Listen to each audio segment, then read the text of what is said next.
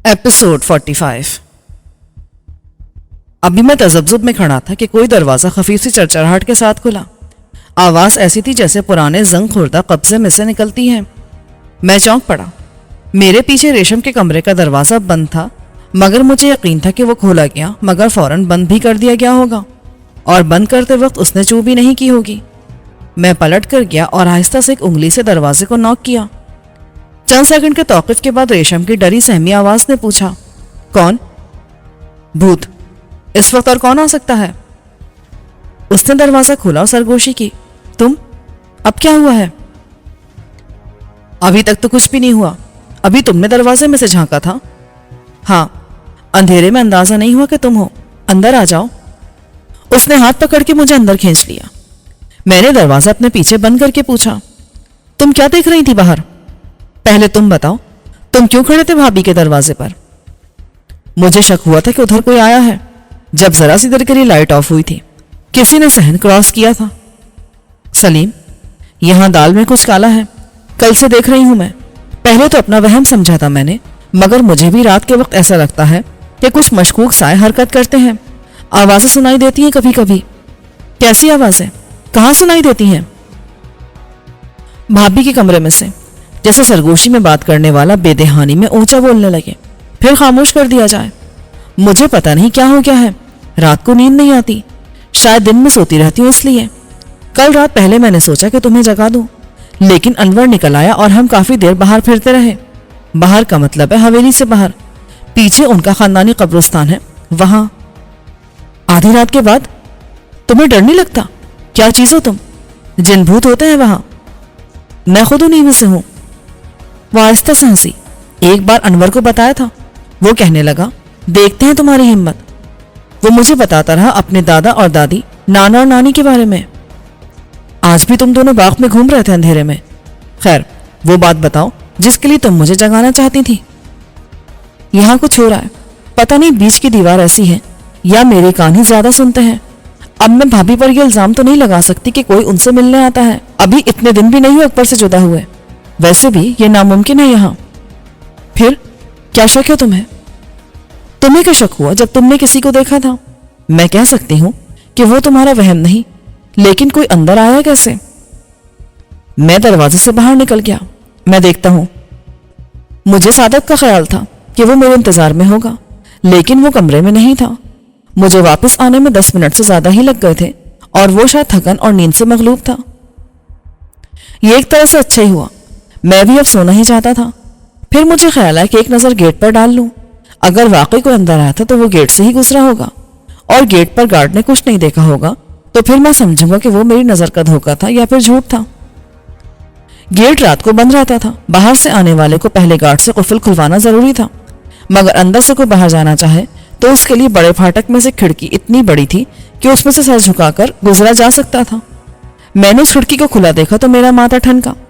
अगर कभी रात को हवेली के अंदर से कोई ये खिड़की खोल के निकलता था तो गार्ड कुफल खोल के अंदर आता था और खिड़की बंद करके गेट से बाहर चला जाता था और फिर ताला लगा देता था। मैंने खिड़की से बाहर जाकर देखा। गार्ड कुर्सी पर सर झुकाए बैठा महवे ख्वाब था। उसकी राइफल दोनों टांगों के बीच में दबी हुई थी और उसकी नोजल गार्ड के पेट में खुब रही थी। गार्ड का यूं सो जाना कोताही और गफलत में आता था और जुर्म था, लेकिन बहरहाल वो इंसान था। करीब जाकर मैंने उसे आहिस्ता से कंधा पकड़ के हिलाया। ऐसे ड्यूटी देते हो तुम? मगर गार्ड टस से मस न हुआ। दूसरी बार मैंने ज्यादा बरहमी से उसका शाना हिलाया। इतनी गहरी नींद? मगर उससे आगे बोलने का मुझे मौका ही नहीं मिला। गार्ड बैठे बैठे एक तरफ को झुका और कुर्सी उल्टी तो फर्श खाक पे सिजदा रेज होकर साकित हो गया। उसकी राइफल उसके ऊपर गिरी। मैं बेख्तियार 2 कदम पीछे हटा, फिर गार्ड के करीब घुटनों के बल बैठ गया। मेरा दिल गवाही देता था कि यह बेहोशी नहीं, ख्वाब अबद है, वो जिंदा नहीं है। लेकिन तस्दीक के लिए मैंने उसका एक हाथ थामकर नफ्स को महसूस करने की कोशिश की। नफ्स की हरकत गायब थी। रिवायती तरीके पर मैंने सांस के आमदरफ चेक करने के लिए उसकी नाक के नीचे हथेली को उल्टा रखा। मुझे किसी हरारत या नमी का एहसास नहीं हुआ। उसकी एक जेब से टॉर्च बाहर झांकने लगी थी। मैंने टॉर्च रोशन करके उसकी एक आंख के पपोटे को उठा के देखा। नीचे आंख की पुतली साकित थी। उसका जिस्म अभी गर्म था और जिंदगी से महरूम बदन की तरह सख्त होकर अकड़ा नहीं था। इसका मतलब यह था कि उसे मरे हुए ज्यादा देर नहीं हुई। اس کے جسم پر کہیں خون یا زخم نہیں تھا۔ اصل اسباب کا تعین اب پوسٹ مارٹم رپورٹ ہی کر سکتی تھی۔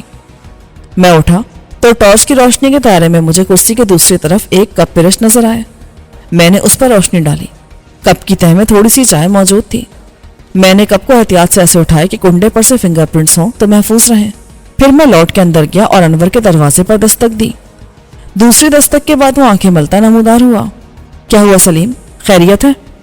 نہیں، خیریت بالکل نہیں ہے۔ تو ذرا منہ پر پانی کا چھینٹا مار کے آ جا۔ تو یار کچھ بتا تو صحیح۔ بتانا نہیں، دکھانا چاہتا ہوں، فٹافٹ آ جا۔ وہ 2 منٹ میں نمودار ہوا اور میرے ساتھ چل پڑا۔ میں نے خاموشی سے اسے گیٹ پر پڑی ہوئی گارڈ کی لاش دکھا دی۔ اس کا رد عمل بھی شاک تھا۔ او مائی گاڈ، اسے کیا ہوا ہے؟ یہ مر چکا ہے، بلکہ مار دیا گیا ہے۔ تو پہلے اس کی لاش اٹھوا، پھر میں تجھے کچھ اور بھی بتاتا ہوں۔ 10 منٹ بعد وہ میرے کمرے میں بیٹھا تھا۔ میں نے اسے وہ سب بتا دیا جو دیکھا تھا، اور وہ بھی جو ریشم سے سنا تھا۔ وہ پریشانی اور تشویش میں کرسی کے بازو پر انگلیاں پھیرتا رہا۔ میرا خیال اسے چائے میں زہر دیا گیا ہے، اور زہر دینے والا وہی تھا جو کالے سراپے میں صحن کے اندر سے گزرا ہے اور بھابھی کے کمرے کی طرف گیا ہے۔ ایسا مت بول ابھی، یہ قتل سے زیادہ سنگین الزام بن جائے گا۔ گڑبڑ تو یقیناً ہے کہیں، یہ صرف میرا وہم نہیں۔ گڑبڑ کیسی؟ اس کا امکان تو 1% بھی نہیں کہ کوئی بھابھی سے ملنے آتا ہو۔ انہیں واقعی اپنے شوہر سے بہت محبت ہے۔ شادی کے بعد یہ ان کا فرض ہے یا مجبوری ہے؟ میں نے کہا شادی سے پہلے بھی ایسی کوئی بات نہیں تھی۔ اس کے اور ہمارے گھروں میں اس وقت اس محبت کا کوئی تصور نہیں جو فلموں یا ناولوں میں ہوتی ہے۔ شادی سے پہلے اپنے منگیتر سے یا نامزد شوہر سے تو ہو سکتی ہے نا۔ نامزدگی پہلے تیری ہوئی تھی، سینیورٹی کی وجہ سے، پھر اکبر نے تیری جگہ لے لی۔ بھابھی نے اپنی محبت کو سوئچ اوور تو کیا ہوگا، جیسے بجلی کو ایک فیس سے دوسرے فیس پر سوئچ کرتے ہیں۔ ہاں ایسا ہوا تھا، لیکن اس سے کوئی فرق نہیں پڑتا۔ وہ شوہر سے محبت کے فرض کو نبھا رہی ہے، ہر عورت نبھاتی ہے۔ میرے لیے اب ان کے دل میں صرف نفرت ہو سکتی ہے، مگر اس کا نشانہ گارڈ کیوں بنے گا؟ اس کا نشانہ تو ہی بنے گا۔ تیرے کہنے کا مطلب ہے؟ میرا بالکل وہی مطلب ہے جو تو سمجھا۔ محتاط ہو جا، یہ ناممکن نہیں کہ بھابھی اپنے التفات سے ڈبل گیم کھیلے، تجھ سے شوہر کے لیے مراد بھی حاصل کرے اور اسے دوبارہ تخت پر بٹھا دے۔ بعد میں یا اس سے پہلے ہی، اس مرتبہ تجھے ہرگز یہ امید نہیں رکھنی چاہیے کہ صرف قیدی بدلے جائیں گے۔ جو ایک بار سانپ کے ڈسنے سے بچ جائے وہ سانپ کو دوسرا چانس دینے کا رسک نہیں لیتا۔ نہ بھابھی اتنی بے وقوف ہے، نہ اس کا شوہر۔ You are right. اس چائے کی پیالی کو تالے میں رکھ، جب پولیس آئے گی تو لے جائے گی۔ انور نے اعتراف کیا، اور میڈیکل رپورٹ اسی کپ میں بچی ہوئی چائے کے بارے میں دے گی۔ یہ پاکستان ہے بیٹا، تو ولایت میں نہیں ہے۔ اگر تو نے بھروسہ کیا ہے تو میں پہلے ہی بتا دیتا ہوں کہ رپورٹ میں کیا لکھا جائے گا۔ چائے میں کچھ نہیں تھا۔ تھینک یو یار، تو نے مجھے خبردار کر دیا۔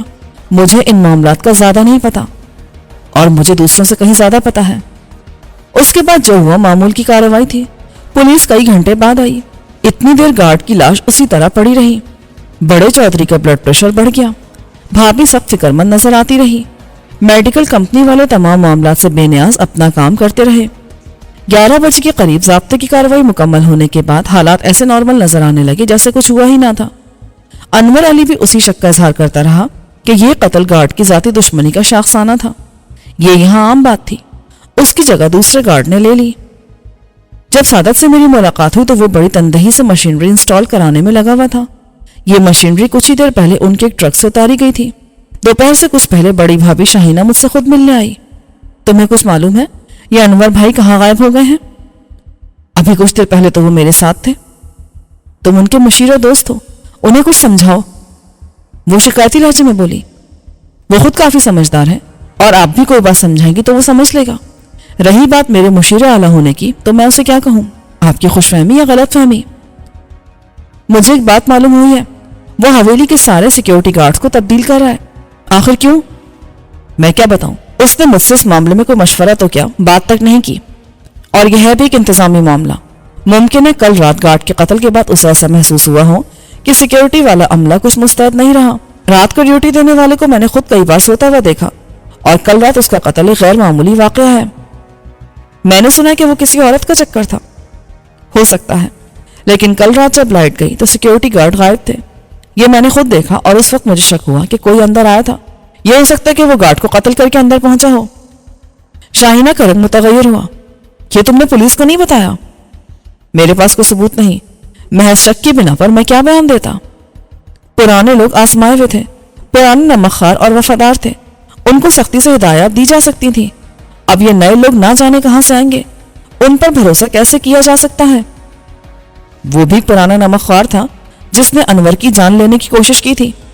یہ سیدھے سادے مقامی لوگ آج کل کی سیکیورٹی کے تقاضے کیا جانے؟ یہ مزدور کسان تھے، بندوقیں دے کر کھڑا کر دیا گیا کہ چوکیداری کرو۔ اگر انور نے ایسا سوچا ہے تو میں اس کے حق میں ہوں، اسے مشورہ دوں گا کہ وہ شہر سے کسی پروفیشنل سیکیورٹی کمپنی کو کانٹریکٹ دے۔ وہ اپنے ساتھ اکوپمنٹ بھی لائیں گے، خاردار تاروں کی باڑ جس میں کرنٹ ہو، انفرا ریڈ لائٹ کے الارم، کلوز سرکٹ کیمرے۔ شاہینہ بے وقوفوں کی طرح میری صورت دیکھتی رہی۔ مجھے تو ان چیزوں کا کچھ پتا نہیں، لیکن ایک بات اور تھی، آج میرے والد صاحب آ رہے تھے، انہوں نے کہلوایا تھا کہ وہ بھائی صاحب سے بھی ملنا چاہتے ہیں، مگر بھائی صاحب نے کل رات ہی ضروری کام سے کہیں باہر جانے کا اعلان کر دیا تھا۔ اب یہ کوئی اچھی بات نہیں، وہ ہر بار ایسا ہی کرتے ہیں۔ ہر بار کیا مطلب؟ سال بھر سے تو وہ نیچے قید تھا، اس سے پہلے، اور والد صاحب تو ان سے نیچے جا کر بھی ملنا چاہتے تھے، لیکن انہوں نے ملنے سے انکار کر دیا تھا۔ دیکھیں، یہ انور علی کا ذاتی معاملہ ہے، میرا اس میں دخل دینا کسی صورت مناسب نہیں۔ میں نے محسوس کیا کہ بھابھی کچھ پریشان ہے۔ پیر صاحب کے آنے کا غلغلہ ہوا تو میں نے باہر نکل کے دیکھا۔ مجھے اندازہ نہیں تھا کہ ان کا جلوس ایسی شان و شوکت کے ساتھ نمودار ہوگا۔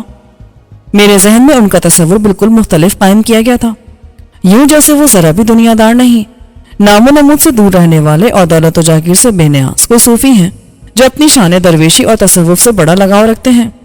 ان کے ساتھ درجن بھر مرید تھے، ان میں 2 ذاتی محافظ تھے، وہ دونوں اندر تک آئے، باقی کو دروازے پر ہی روک کر مہمان خانے میں جگہ دے دی گئی۔ خود پیر صاحب مقامی سے زیادہ سعودی لگتے تھے، وہی سفید لمبی قبا، سر پر 4 خانے والا رومال، ہاتھ میں سفید منکوں والی تسبیح اور چہرے پر بالشت بھر سے زائد لمبی سفید داڑھی۔ شاہینہ کے والد کے استقبال میں جوش و خروش کا اظہار ایک فطری بات تھی، لیکن حویلی کے مکینوں میں سے باقی کو غیر موجود پا کر وہ مایوس تھی۔ انور پہلے ہی غائب تھا، بڑے چودھری صاحب بھی باہر نہیں آئے، ان کے پاس بیماری کا بہانہ تھا، لیکن وہ اپنے بھائی کی پیری مریدی کا تذکرہ پہلے ہی ایسے غیر سنجیدہ انداز میں کر چکے تھے کہ مجھے ان سے یہی امید تھی۔ پھر بڑی چودھرائن کیوں باہر نکلتی؟ شاید اسے مجھ سے بھی شکوہ ہوگا کہ میں ان کے استقبال کے لیے کیوں باہر نہیں نکلا۔ پیر صاحب پہلے بھائی کے کمرے میں گئے، یہ رسم دنیا بھی تھی، اور شاید مزاج پرسی کے بعد انہوں نے بھائی کی صحتیابی کے لیے مخصوص دعا ارسال کرنا اس تمام انتظامات سے زیادہ فائدہ مند سمجھا ہو جو انور اپنے باپ کے علاج کے لیے کر رہا تھا۔ پہلے مجھے خیال آیا کہ میں بھی گھر سے غائب ہو سکتا ہوں، لیکن سعادت نے مجھے روک لیا۔ ان کا کام پورا ہو چکا تھا اور وہ چاہتا تھا کہ انور اپنا اطمینان کر لے۔ اس کی غیر موجودگی میں یہ ذمہ داری مجھ پر آ گئی۔ میں ان کی مشترکہ ہدایات کو سمجھنے کی پوری کوشش کرتا رہا کہ کس مشین کو کیسے استعمال کیا جائے گا اور اس میں کیا کیا احتیاط لازم ہوگی۔ اس کے بعد دوپہر کے کھانے کا وقفہ آ گیا اور انہوں نے کہا کہ اگر چودھری صاحب کو بیڈ پر شفٹ کر دیا جائے تو وہ ایک آزمائشی مظاہرہ کر سکتے ہیں جو ہماری عملی تربیت کے لیے بھی ضروری ہے۔ پیر صاحب اس وقت اپنی بیٹی کے کمرے میں تھے۔ میں نے بڑے چودھری سے بات کی، آپ ابھی شفٹ ہو جائیں، باقی سامان بعد میں منتقل کیا جا سکتا ہے۔ اگر تم یہی کہتے ہو تو ٹھیک ہے، تم پیر صاحب سے ملے، انور تو ہے نہیں، انہوں نے قدرے غیر سنجیدہ لہجے میں کہا۔ ابھی ہوگی ملاقات۔ میں نے سنا کہ انور سارے ملازموں کو چھٹی دے رہا ہے۔ بڑے چودھری صاحب کچھ ناخوش تھے۔ مجھے نہیں معلوم جی، لیکن وہ ایسا کر رہا تو ٹھیک ہی کر رہا ہوگا، یہ پرانے چوکیداروں کا زمانہ نہیں۔ وہ تو ٹھیک ہے، لیکن ان بیچاروں کو ہوگا کیا؟ پرانے نمکخوار ہیں۔ میرا خیال ہے انور کسی کو بے روزگار نہیں کرے گا، ان کے لیے دوسرے کام بہت ہیں۔ اسی وقت مجھے کھانے کا بلاوا آ گیا۔ مجھے پیر صاحب سے کھانے کی میز پر شرف ملاقات حاصل ہوا۔ میں ذہنی طور پر ان کے تمام سوالات کے لیے تیار تھا۔ سب سے پہلے انہوں نے مجھ سے میرا شجرہ نسب پوچھا، میرا تعلق کس خاندان سے ہے اور میرے آبا و اجداد کون تھے۔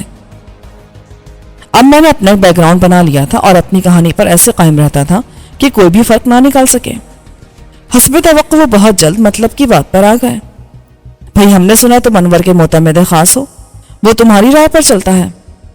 یہ صحیح نہیں ہے، وہ ماشاءاللہ عاقل و بالغ ہے اور بہت تعلیم یافتہ بھی ہے، بہت دنیا دیکھ چکا ہے۔ ہم چاہتے تھے کہ تم اس معاملے میں کوئی مصالحتی کردار ادا کر سکو۔ یہ جو دونوں بھائیوں کے درمیان اختلافات کا سلسلہ ہے، دیکھیے یہ محض اختلافات نہیں، اور میں اس کے پس منظر سے قطعی ناواقف ہوں۔ میں باہر کا آدمی ہوں اور یہاں میرا قیام بھی عارضی ہے. میں اس خالص خاندانی معاملے میں پڑ بھی نہیں سکتا. آپ بزرگ بھی ہیں اور تمام حالات سے باخبر بھی. یہ کام آپ ہی بہتر طور پر کر سکتے ہیں. پیر صاحب نے عفو درگزر کے موضوع پر ایک تقریر کے بعد کہا, اگر ہم یہ ذمہ داری تمہیں توفیق کرنا چاہیں تو. میں خود کو اس قابل نہیں سمجھتا, اس لیے میں آپ سے معذرت کروں گا. رفتہ رفتہ میرے نہ ماننے کے باوجود ان کے لہجے میں سختی آنے لگی اور انہوں نے نہ صرف اپنی ناپسندیدگی کا اظہار برہمی کی صورت میں کیا بلکہ وہ مجھے اللہ تعالیٰ کے غیظ و غضب سے بھی ڈرانے لگے. اس وقت تک مجھے اندازہ ہو گیا تھا کہ وہ اپنے داماد اکبر کی معزولی اور گرفتاری کا براہ راست ذمہ دار مجھے ہی سمجھتے ہیں, اور ان کے خیال میں مجھے اکبر نے ریشم کے ساتھ فرار ہونے کے جرم میں قید کیا تھا تو اسے ایسا ہی کرنا چاہیے تھا, کیونکہ ہم دونوں ایک ایسے غیر شرعی فعل کا ارتکاب کر رہے تھے جس کی آخری سزا سنگساری ہو سکتی تھی. میں نے بہت برداشت و مصلحت سے کام لیا. بہت سے تحفظات میری راہ میں حائل تھے. پھر یہ احساس کہ میرا ماضی ایک پرفریب پردہ ہے جو چاک ہو سکتا ہے. پھر یہ کہ پیر صاحب ابھی جلال میں آ جائیں تو نہ جانے اپنے مریدوں کے لشکر سے ایک بدعقیدہ کافر کی کیسی مرمت کرا دیں. اس کی انہوں نے دھمکی بھی دی تھی کہ معاملات اگر میری اور انور کی کوشش سے ٹھیک نہ ہوئے تو پھر انہیں ہی کچھ کرنا پڑے گا. کچھ کرنے کے بھی دو مطلب تھے, ایک یہ کہ وہ اپنی دنیاوی قوت یعنی مریدوں کی فوج سے کام لیں, دوسرا اپنی روحانی قوت سے ہمیں درس عبرت بنا دیں. بہتر ہے کہ ہم ان کے جلال کو نہ للکاریں. کوئی اور جگہ یا موقع ہوتا تو میں ان جیسے فراڈ پیروں کے چیلنج کو قبول کرتا اور ان کی اوقات ان پر واضح کر دیتا, پر یہاں میں مجبور تھا اور بروقت خدا نے میری مدد کر دی. مجھے پیغام ملا کہ بڑے چودھری کو ان کے روم میں شفٹ کر دیا گیا ہے اور میں دیکھ لوں. میں اس موقع کو غنیمت جانتے ہوئے فوراً نکل گیا بلکہ فرار ہو گیا. اب میں انور اور بڑے چودھری کے رویے کو حق بجانے سمجھنے پر مجبور تھا اور اسے بھی انور کی خوش نصیبی سمجھتا تھا کہ وہ ان پیر صاحب کا داماد ہونے سے بچ گیا تھا. میڈیکل کمپنی نے اپنا کام تسلی بخش طریقے سے پورا کر لیا تھا, لیکن ابھی ایک آخری مرحلہ باقی تھا. کسی وجہ سے جنریٹر نہیں پہنچا تھا اور اسے لگانے کے لیے انہیں مزید ایک دن درکار تھا. اس رات دونوں انجینئرز نے پھر مہمان خانے میں ہی قیام کرنا بہتر سمجھا, لیکن شام کو سعادت کے ساتھی کو اپنے گھر سے کوئی پیغام ملا اور وہ چلا گیا. پیر صاحب قبلہ بھی سپہر کے وقت رخصت ہو گئے. ان کی روانگی کے وقت میں نے بہتر سمجھا کہ غائب ہو جاؤں. مجھے نہیں معلوم کہ انہوں نے شاہینہ سے میرے بارے میں کیا کہا, لیکن ان کے جانے کے بعد مجھے بھابھی کے رویے میں نمایاں تبدیلی نظر آئی. شاہینہ بھابھی نے شام کو مجھ سے شکایت کی, والد صاحب بہت ناراض تھے, تم نے انہیں بہت بے عزت کیا. یہ بالکل غلط ہے, میں نے بہت برداشت کیا صرف اس لیے کہ وہ آپ کے والد ہیں, ورنہ میں پیری فقیری کا بالکل قائل نہیں. جو کچھ وہ مجھ سے چاہتے تھے میں نہیں کر سکتا تھا. تم شرافت سے بھی تو انکار کر سکتے تھے. میں نے ایسا ہی کیا, وہ تو کھلی دھمکی دے کر گئے ہیں مجھے, میرا کیا تعلق اس گھر کے معاملات سے.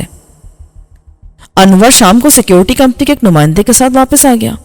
اس نے چاروں طرف گھوم پھر کر موجودہ انتظامات کا جائزہ لیا اور اپنی رائے بھی دیتا گیا. ظاہرہ اس کا مشورہ پروفیشنل ایکسپرٹ کا تھا اور ان کے چارجز بھی اسی حساب سے تھے.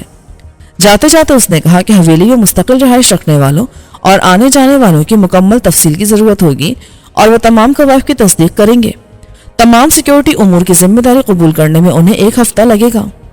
یہ جمعرات کا دن تھا. حویلی کی روایات کے مطابق بڑے چودھری صاحب اپنے والدین کی قبروں پر پھول چڑھانے, اگربتیاں جلانے اور فاتحہ خوانی کے لیے گئے. وہاں نہ جانے ان کے دل میں کیا آئی کہ انہوں نے قبرستان کی دیکھ بھال کرنے والے کو طلب کر لیا. وہ ایک مالی تھا جو یہاں بھی تھوڑا بہت کام کرتا تھا. انور ان کے ساتھ رہنے پر مجبور تھا اور میں انور کا ساتھ دینے پر. بڑے چودھری صاحب نے 2 قبروں کی طرف اشارہ کیا. یہ کیسی دس رہی ہیں, نہ بارش ہوئی, نہ سیلاب آیا اور نہ زلزلہ. مالی نے اعتراف کیا, ابھی 2 دن پہلے تو ایسا کچھ نہیں تھا. ان کو ٹھیک کرا الو کے پٹھے, ورنہ میں تجھے گاڑ دوں گا ان کے بیچ. انور 2 دن پہلے اس قبرستان میں ریشم کے ساتھ آیا تھا. اس نے کہا, کسی نے کھودا انہیں؟ یہ سوال اس نے حیرانی سے کیا تھا. مالی نے مؤدبانہ جواب دیا, کون کر سکتا ہے جی اس کی جرت. انور کے تجسس اسے آگے بڑھنے پر مجبور کر دیا. اس وقت مغرب کا دھندلا کا گہرا ہو رہا تھا. اچانک ایک ایسی بات ہوئی جس نے مجھے بھی ناک آؤٹ کر دیا. مجھے کچھ دیر اپنی آنکھوں پر یقین نہ آیا کہ جو میں دیکھ رہا ہوں وہ حقیقت ہے یا میری نظر کا دھوکہ. انور اچانک غائب ہو گیا تھا. محاورے کے مطابق اسے زمین نے نگل لیا تھا. وہ جہاں کھڑا تھا اب وہاں نہیں تھا.